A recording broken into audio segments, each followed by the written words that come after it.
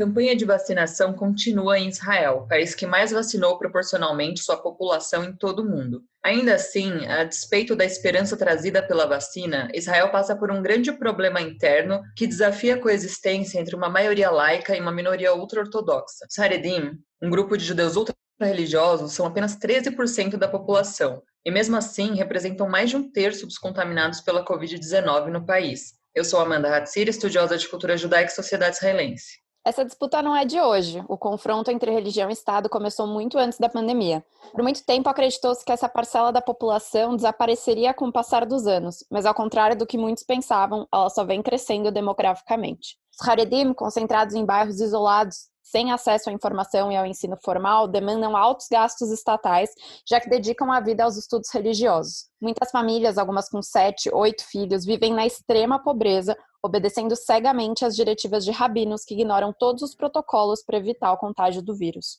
Eu sou Ana Clara Buchmann, mais conhecida como Malca, como você já sabe, ativista comunitária de longa data, e esse é o Eu Com Isso, podcast do IB. Dentro desse contexto, não é difícil imaginar que confrontos ocorram de tempos em tempos, mas nenhum deles foi tão expressivo quanto o da última semana, envolvendo grupos Haredi e a polícia israelense. Com destruição e queima de ônibus, os ultra-religiosos protestaram contra a intervenção das forças de segurança para conter aglomerações, já que, ignorando as recomendações do Ministério da Saúde, eventos como casamentos e sinagogas estão sempre cheios. Para elucidar um pouco mais esse assunto, a gente convidou para o nosso episódio de hoje a antropóloga Marta Toppel, que é professora da USP e diretora do Centro de Estudos Judaicos da Universidade de São Paulo, e o Richard Sihel, que é pedagogo e guia do Yad Vashem e mora em Jerusalém, então ele está acompanhando tudo muito de perto. Eu quero agradecer muito a participação de vocês, estou muito feliz que deu certo da gente conversar hoje. Sejam bem-vindos. Muito obrigada. Então vamos lá. Bom, para começar, eu quero perguntar para Marta qual que é a origem, primeiro, dessa rivalidade, né, entre a comunidade ultra-ortodoxa e o Estado de Israel, né? Explica um pouco desse contexto para a gente entender. Bom, eu queria agradecer muito o convite do IB para participar mais uma vez de um podcast. A origem desse conflito, eu estive pensando esses dias enquanto lia os jornais israelenses, mas tinha pensado isso antes também. Talvez a assinatura do documento Status Quo pelo David Ben-Gurion e Agudat Israel tenha sido um dos grandes erros de Ben-Gurion ao oferecer tantas prebendas ao setor ortodoxo em 1947 para incluir a ortodoxia no que seria o futuro Estado de Israel. Essas prebendas que incluíam uma educação absolutamente independente do controle e da supervisão do Ministério de Educação, que o sábado ou o Shabbat fosse o dia de descanso, que não entraria comida kasher nas instituições estatais, incluído o exército, que o direito familiar, nascimentos, divórcios, casamentos e enterros seria o monopólio dos ortodoxos. Na verdade, acabou trazendo mais e mais problemas com o passar das décadas, porque no momento em que Ben-Gurion assinou esse documento, eu esqueci de dizer que uma das prebendas importantes era que os homens ortodoxos que estudassem em tempo integral nas yeshivot estariam eximidos de fazer um serviço militar obrigatório para todos os cidadãos israelenses, judeus, drusos, beduínos, etc. Quando Ben-Gurion assinou esse documento, os estudantes que deixaram de ser convocados pelo exército eram algumas centenas. Hoje são dezenas de milhares por ano. Então, o fenômeno cresceu, a população ortodoxa cresceu, a população ortodoxa se radicalizou, os partidos ortodoxos também cresceram, se fortaleceram e, junto com isso, conseguiram ficar, é possível dizer, à margem da sociedade israelense em várias dimensões do que é a vida social. E esse estar à margem que eles defendem para algumas coisas, mas não para outras, como obter subsídios do Estado, lhes permite, de alguma forma, se seguir valores, comportamentos que não são os valores e não são as condutas que se esperam de cidadãos de uma democracia liberal. Então, eu diria que a origem está nesses fenômenos históricos. Nós vimos, quem se interessa no estudo da sociedade israelense, ou morou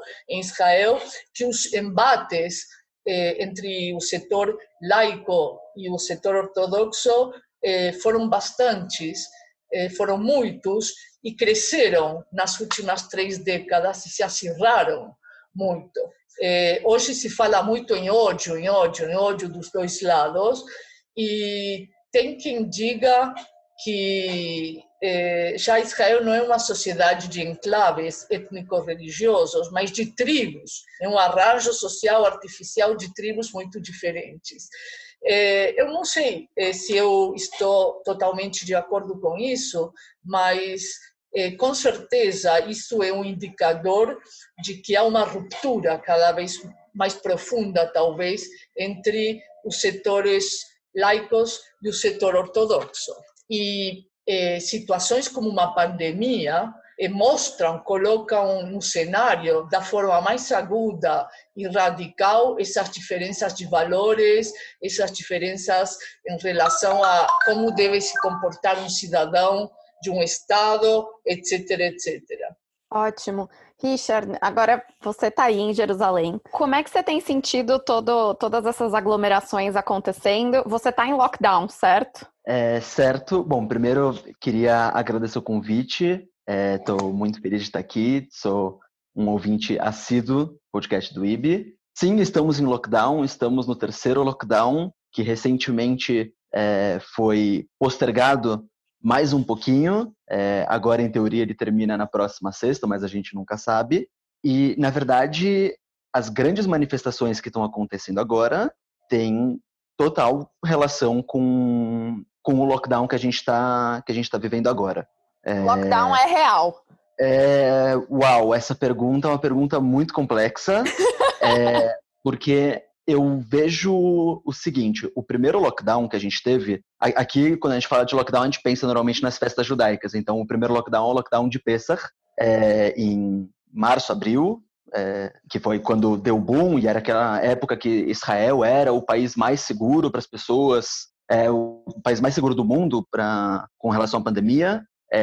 Aquele eu senti que era um lockdown real, forte. Ninguém saía na rua, eu não via pessoas na rua, eu ia no mercado, todo mundo com medo, sem entender o que estava acontecendo. O segundo lockdown, e aqui em Israel já teve segundo lockdown, coisa que outros países estão começando a cogitar agora, ele não foi sentido muito a sério, tiveram muitas piadas com relação a isso, nem realmente reabriu tudo, e aí veio o 3º lockdown. Bom, esse 3º lockdown, inclusive na mídia israelense, estava sendo chamado de fake seger, que seger é a palavra de fechamento, né, é a palavra que se usa aqui para o lockdown.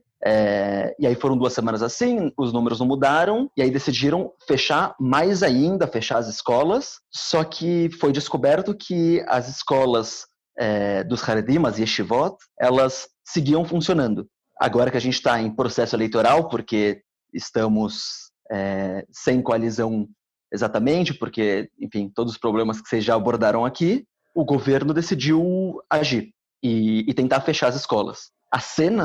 As primeiras cenas foram muito pesadas, de policiais entrando para fechar sinagogas, yeshivot, escolas, e estudantes Haredim jogando cadeiras, jogando mesas, agredindo fisicamente os policiais, que em um primeiro momento foram pegos de surpresa. E aí isso começou a gerar mais e mais e mais manifestações, até chegar em manifestações gigantescas, com um nível de violência extremamente alto, e esse nível de violência extremamente alto veio tanto por parte da polícia, quanto por parte dos manifestantes, e os manifestantes, importante falar, em todas as imagens, o número de pessoas com máscara era muito baixo, tem inclusive uma cena que circulou bastante, que é um manifestante que tira a máscara para de propósito tossir na cara do policial. Então, assim, uma provocação terrível.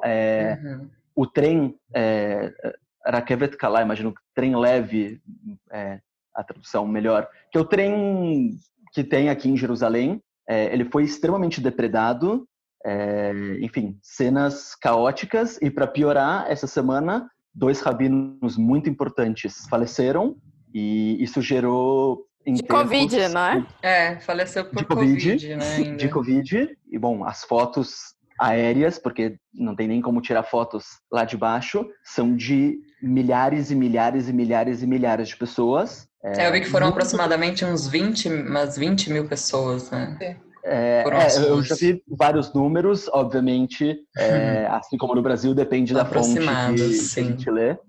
Não, mas é que tem fonte dizendo muito mais, fonte dizendo muito menos.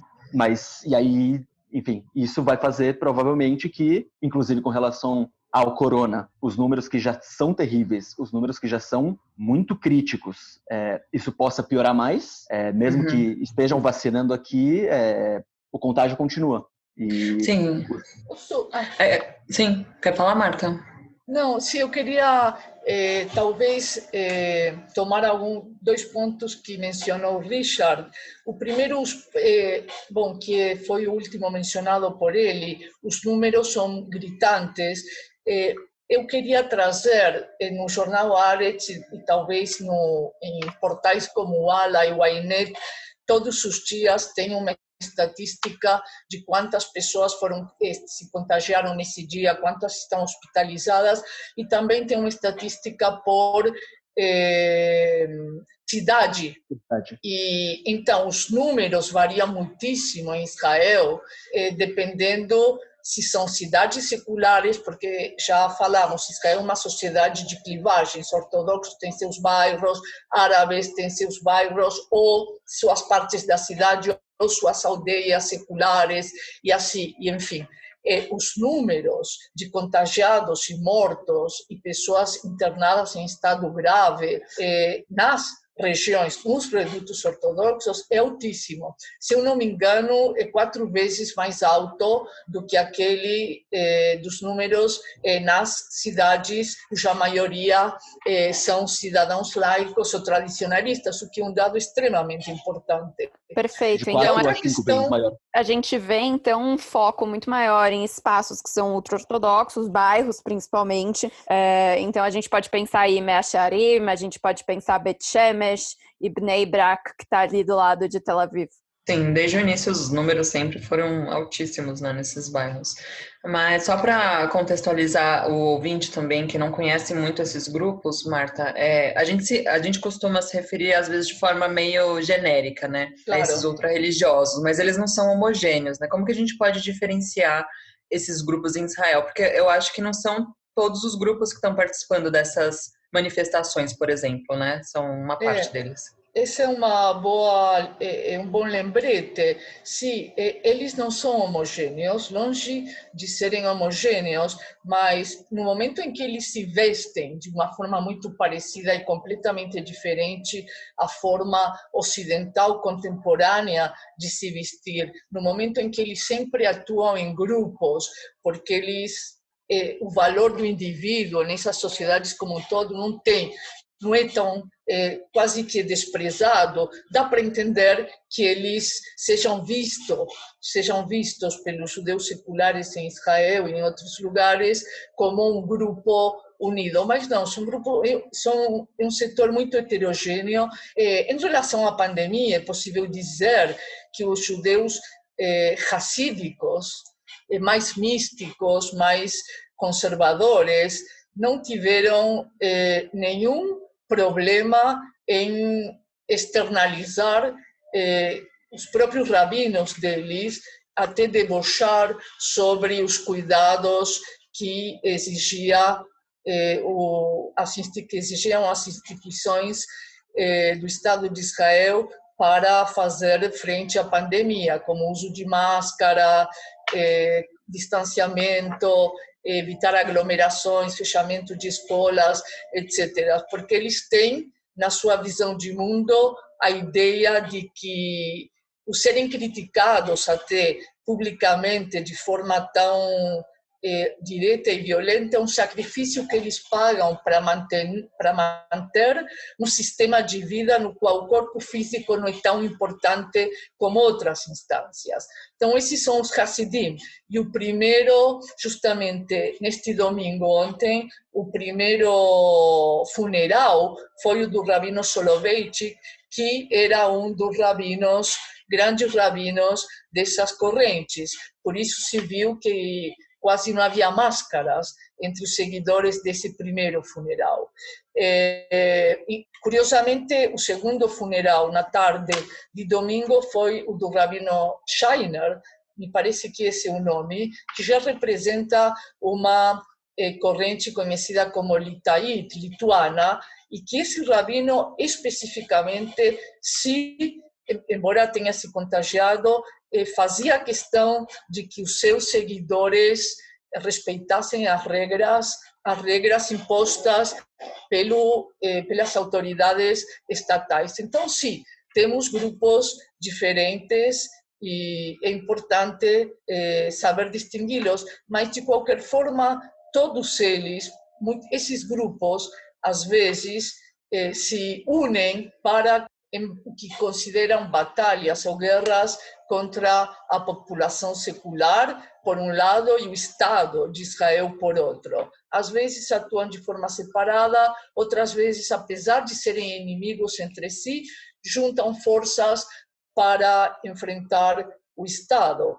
Marta, nos Estados Unidos aconteceu algo muito similar ali na região de Nova York e no Brooklyn. A gente pode fazer um paralelo exato entre o que está acontecendo em Israel e o que está acontecendo em Nova York? É uma boa pergunta. Eu me fiquei perguntando por como esses judeus conseguiram, Williamsburg, me parece que era, e outros lugares, em Nova York, com essa pandemia que está atacando Nova York de uma forma tão terrível, conseguiram se confrontar com as autoridades, porque Nova York não é um estado judeu como Israel, onde dá para fazer esse tipo de coisas. Eu não tenho a resposta. Imagino que eles talvez apostaram em que a polícia não ia entrar não ia censurar violentamente essas manifestações, essas aglomerações em casamentos, etc., porque isso poderia ser visto como uma expressão de antissemitismo. Mas essa é uma interpretação muito superficial que eu faço. De fato, isso acabou em Nova York. Houve 3, 4 eventos e não ficamos sabendo mais nada. Então, talvez isso tenha acabado. Em Israel, isso não acabou. O que é importante se perguntar é se os ortodoxos são negacionistas a priori. Essa é uma pergunta que me parece negacionistas em relação à vacina.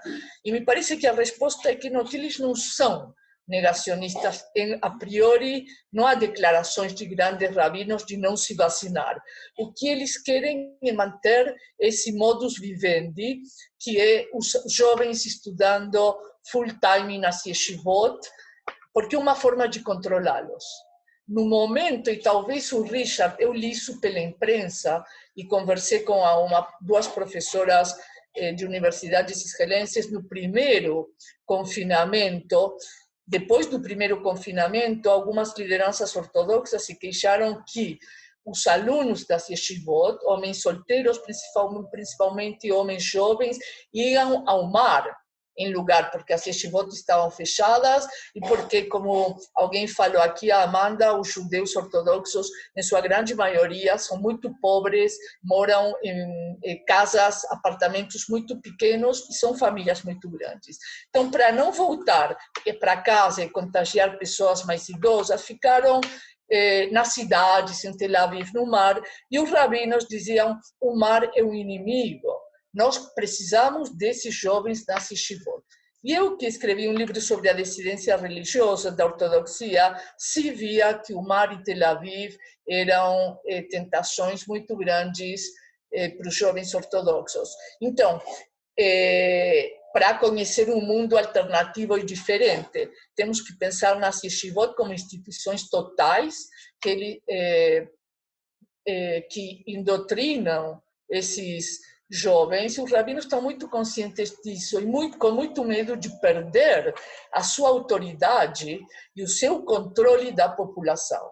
Então, um confinamento onde cada um fica em sua casa por muito tempo não é uma questão interessante para os rabinos, e com isto acabo, numa comunidade que foi chamada por um dos grandes estudiosos da ortodoxia, Menachem Friedman, a sociedade de estudiosos, onde a grande maioria de homens estuda em tempo completo. Então, os rabinos têm terror de perder o seu controle, o seu poder sobre o seu público. E ter o público fora das instituições é um risco muito grande, que eles não querem correr. Ouvintes, se vocês já conhecem a gente há algum tempo, imagino que vocês já sabem que em Israel não existe uma separação entre religião e Estado. Então, a ortodoxia, né, em Israel, ela é quase que dona, vou colocar entre aspas, de tudo que é relacionado ao kashrut, a casamento, a morte, funeral. Então, muitas das coisas que são processos civis aqui no Brasil, por exemplo, acabam passando pela ortodoxia em Israel e inclusive na política.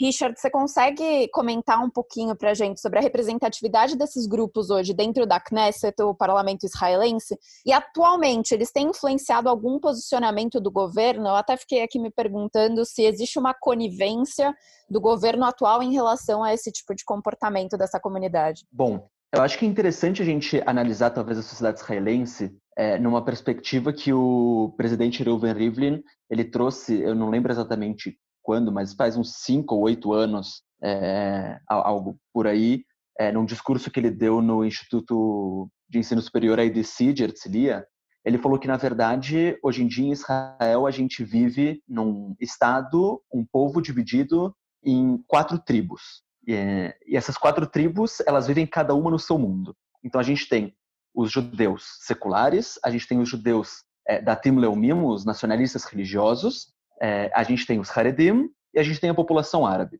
E eu acho interessante porque essa análise ela fica muito clara quando a gente analisa a Knesset, o parlamento israelense. Os Haredim, os ultra-ortodoxos, eles são um grupo que tem por volta, já foi falado aqui, por volta de 13% da população, mas eles são super representados na Knesset. A proporção de parlamentares por Haredim que existem em Israel é muito maior, porque eles se fecham principalmente em 2 partidos, e esses 2 partidos levam quase todos os votos dos Haredim. É importante falar, isso é uma generalização relativamente superficial, é lógico que não são 100% dos Haredim que votam só nos 2 partidos Haredim, é claro que existe uma certa pluralidade nos pensamentos dos Haredim, cada indivíduo é um indivíduo, mas também existe um movimento de uma forma geral, votar principalmente em 2 partidos que acabam representando eles, e com isso tendo muita força para temas mais específicos. Isso faz com que exista, de certa forma, desde a época do status quo, isso foi crescendo, uma forma de aparelhamento do Estado. Então, hoje, por exemplo, os Haredim, eles, para fazerem parte do governo, e normalmente os governos necessitam deles para formar uma coalizão, normalmente as pessoas acham que os Haredim, eles necessariamente são de direita. Os Haredim, hoje em dia, são de direita. A maior parte da história, se não me engano, talvez esteja errando por 1 ou 2 anos, eles fizeram coalizão com a esquerda, que foi quando a esquerda esteve no poder. Hoje em dia, os Haredim, eles têm o Ministério de Interior, eles têm a gestão financeira da Knesset, do parlamento, e isso gera com que eles tenham muito poder. Por exemplo, há não muito tempo, 1, 2 semanas, aconteceu que foi vetado aqui em Israel, por exemplo, a aceitação de casamento civil feito por Zoom. Mas isso pode parecer estranho, mas o que acontece é que aqui o casamento ele tem que ser passado pela religião. Então, quem é judeu necessariamente tem que passar pela ortodoxia. Se você é muçulmano, se você é cristão, aí passa pelas autoridades religiosas aqui em Israel. Só que um casamento civil, ele feito fora de Israel, já que aqui não tem casamento civil, só casamento religioso, ele é aceito aqui. E aconteceu que nos Estados Unidos começaram a, já que tem uma pandemia, a fazer casamentos por Zoom. E muitos israelenses quiseram aproveitar e eu não preciso nem viajar para os Estados Unidos ou para o Chipre, porque é onde normalmente os israelenses vão para se casar. Israelenses que não querem se casar pela linha ortodoxa, decidiram se casar civilmente por Zoom. E com medo de terem casamentos não aceitos pela ortodoxia, principalmente casamentos LGBTQ+, isso fez com que algo inédito acontecesse aqui em Israel. Um casamento civil feito fora de Israel não está sendo aceito aqui. Isso é só um exemplo do nível de aparelhamento que foi criado aos poucos no Estado. A questão do status quo, principalmente de os Haredim não precisarem servir o exército para com isso poderem ir para as yeshivot, ganharem dinheiro do Estado para poder estar nas yeshivot, para poder estar rezando e seguir a vida como eles acreditam que deve ser, independente de julgamento se eu sou a favor ou contra, mas são os impostos do povo que faz exército, ou enfim, independente disso, que estão bancando eles estudando. Isso é uma forma de poder, e enquanto o pequeno grupo de Haredim tiver tanto poder na Knesset, e eles forem necessários, eu acho que a palavra é essa, necessários para formar uma coalizão, eles vão continuar mandando no país, num nível que o governo teve que ligar para o sobrinho de um rabino importante aqui de Israel para perguntar se estava tudo bem fechar as escolas, em vez de só o governo decidir, que deveria ser a função do governo. Eu achei muito interessante, eu não sabia isso, essa novidade sobre os casamentos civis em Zoom, feitos em outros países que não são reconhecidos pelo Ministério do Interior, mas não é uma coisa, não me surpreende. O que me parece que a pandemia deixou muito claro em relação aos ortodoxos são algumas questões. A primeira delas é que as forças, a polícia, por exemplo, eu estava lendo que o porta-voz da polícia já desabafou antes do funeral do Rabino Soloveitchik de ontem, o primeiro funeral, dizendo que a polícia israelense não tem suficientes recursos humanos para vigiar quem entre essas 20.000 pessoas está usando máscara ou não. Essa foi a primeira afirmação do porta-voz da polícia, e a segunda foi que a polícia, no final das contas, se sente muito sozinha porque não tem o apoio da classe política quando se trata de prender ou de, como se diz, reprimir manifestações de ortodoxos, o que não acontece quando se reprime manifestações dos setores laicos. Essa é uma questão extremamente complexa. Marx dizia que o Estado é um sistema de coerção que atua em benefício das classes dominantes. Talvez em Israel possamos dizer que é uma ferramenta de coerção, um instrumento de coerção que atua para a defesa das elites dominantes.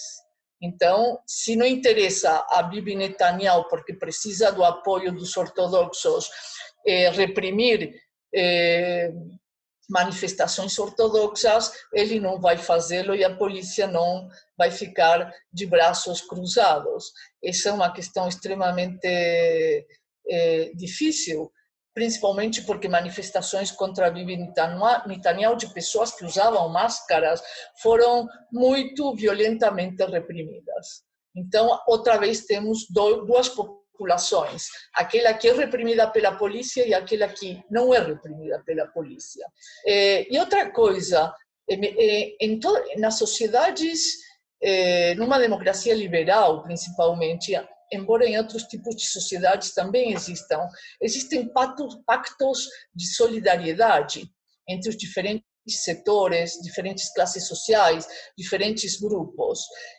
num caso como uma de emergência nacional como a Covid, esses pactos de solidariedade são colocados à prova. E o que vemos é que os ortodoxos não são partícipes de nenhum pacto de solidariedade em relação ao Estado, em relação a uma sociedade que, muito mais do que os bairros ortodoxos, eles estão inseridos num país, recebem dinheiro desse país, e é uma falta de empatia, uma falta de solidariedade em relação a dezenas de milhares de judeus laicos que perderam seus empregos, o desemprego em Israel em função dos confinamentos e da pandemia subiu a 24% da população está desempregada. Então, ser teimoso, continuar fazendo essas demonstrações de uma falta de solidariedade justamente para um grupo religioso que é aviltante. Eu me sinto revoltada em relação a isso, que agora não moro em Israel, imagino as pessoas que estão sem trabalho e sem apoio, pouco apoio do Estado para sobreviver a esta pandemia. A última coisa, talvez, que eu queira dizer é que na Primeira Guerra do Golfo houve problemas quando os cidadãos israelenses tinham que usar essas máscaras de borracha, porque Saddam Hussein tinha ameaçado enviar mísseis às cidades israelenses que supostamente ele afirmou que tinham ogivas químicas, carregavam, enfim, armas químicas e biológicas. Os ortodoxos não queriam raspar a barba porque, obviamente, eles têm outras prioridades. Ok, mas aqui estamos falando de uma doença que é contagiosa. Você pode participar do funeral do seu rabino, mas depois você vai tomar um ônibus que também é tomado por idosos, talvez indo a um hospital, ou por pessoas com comorbidades, ou enfim, pelos judeus seculares e outras pessoas. Você vai estar numa fila de um banco, você vai estar no supermercado e você vai encher os prontos-socorros e os hospitais, vai sobrecarregá-los. Então é diferente do que aconteceu na Guerra do Golfo. Se você quer inalar gases tóxicos, é uma opção sua, em última instância. Mas aqui a questão da solidariedade é muito mais importante, porque essa pandemia nos mostrou que estamos num barco meio furado, mas todos. Então, isso realmente é muito revoltante. É revoltante e vai contra preceitos que esses mesmos grupos, né, observam. É muito contraditório. E para finalizar aqui o nosso episódio, queria que você comentasse, Marta, existe um número de que, uma projeção, né, de que em 2040 esses grupos ultra-religiosos sejam 20% da população. Esse crescimento, né, eles têm um crescimento demográfico muito alto, muito acelerado. Isso já é um problema, já causa conflitos hoje, mas vai ser um problema maior para a coexistência entre esses grupos e a população laica ou religiosa moderada? O número assusta, mas porque podemos pensar que 10% ou 7% é uma minoria pequena no Estado. Agora, eles são hoje entre 12% e 14%. 20%, que é o número atual de árabes, cidadãos do Estado israelense, é uma minoria grande. Se você faz uma progressão a 2040, os árabes também terão aumentado a sua proporção na sociedade israelense. Pensamos 35% ou 30% de árabes, mas 20% de ortodoxos. E talvez quantos palestinos nos territórios ocupados. Sim, parece uma visão um pouco apocalíptica para o Estado de Israel, mas eu acredito que mais importante do que o número dos ortodoxos é como o Estado se relaciona com eles. No momento em que um Estado corte verbas e corte regalias e benefícios, no momento em que haja um líder político que tenha os colhões de fazer uma coalizão e deixar os ortodoxos fora, essas atitudes deles vão ter que mudar. além de problemas internos, a ortodoxia hoje está passando por questionamentos das gerações mais jovens, que querem trabalhar, e das mulheres que querem participar mais. Então, não sei, eu não sou profeta, mas o que também é revoltante, como as elites políticas, hoje Bibi Netanyahu e outros partidos de direita se relacionam com a ortodoxia. No momento em que tirem esses direitos da ortodoxia, esses benefícios, isenção de impostos, a história vai mudar. Perfeito. Muitas coisas aí para a gente acompanhar com essas novas eleições que estão chegando. Acreditamos que estão chegando. Pessoal, queria agradecer. É uma novidade para essas eleições, então vamos ver, né? Exato. Pessoal, queria agradecer muito a participação de vocês aqui nesse episódio. A gente ficou bem focado aí nessa notícia que tem aparecido em todos os cantos do mundo sobre o quanto os ortodoxos em Israel, ultra-ortodoxos, não estão levando o Estado a sério. Está ecoando pelo mundo todo e vamos acompanhar os próximos passos. Muito obrigada. Posso dizer a última coisinha? Claro. Por favor, Marta. Diretamente relacionada, talvez o Richard tenha ouvido isso, com a pandemia, o que também não só é revoltante, mas provoca vontade de chorar, é que esse esforço monumental do Estado de Israel para vacinar todos os seus cidadãos, que não deixa de ser um esforço monumental, é sabotado abertamente com essas aglomerações de dezenas de milhares de pessoas. Isso não tem perdão, na minha visão, obviamente. Não, claro. Concordo totalmente. É absurdo mesmo. Mas é isso, gente. E obrigado pela conversa, foi muito esclarecedor. E é isso, a gente conversa mais numa próxima. Oi, pessoal, eu sou a Anita Efraim e trago para vocês algumas das notícias do mundo judaico. Na última segunda-feira, 1º de fevereiro, o governo de Israel informou que mandou para a Palestina um carregamento com 2.000 doses da vacina da Moderna contra o coronavírus. Esse carregamento chegou na Cisjordânia e vai ser usado por equipes médicas da Autoridade Palestina, que é quem governa a região. Israel foi pressionado pela Organização das Nações Unidas, a ONU, a enviar um total de 5.000 doses da vacina contra a Covid-19 para imunizar trabalhadores da saúde que vivem na Cisjordânia. E ainda sobre a imunização na Palestina, as autoridades locais esperam receber doses da vacina russa Sputnik V. Nessa terça-feira, dia 2, a gente soube, foram divulgados estudos comprovando que o imunizante da Rússia tem eficácia de mais de 91%. Outra notícia importante é sobre a eleição em Israel. Foi divulgada pela Rádio 103 FM uma pesquisa que mostrou que o Likud de Bibi Netanyahu venceria mais uma disputa eleitoral, somando 61 cadeiras. O levantamento aponta que o partido do Bibi teria 32 cadeiras e, somando com outras legendas que apoiam Netanyahu, ele conseguiria número suficiente para formar governo mais uma vez. Em segundo lugar na pesquisa, aparece o Yesh Atid, que é do Yair Lapid. Eles teriam 19 cadeiras, enquanto outros partidos tradicionais de Israel, de esquerda, como o Avodá, teria 5 cadeiras e o Meretz 4 cadeiras. Então a gente está em vias de viver mais uma eleição, de ver mais uma eleição acontecendo em Israel e muito provavelmente Netanyahu deve sair vencedor mais uma vez, pelo menos de acordo com essa pesquisa que foi divulgada pela Rádio 103 FM de Israel. É isso aí, pessoal. Até semana que vem com mais E Eu Com Isso e mais notícias do mundo judaico.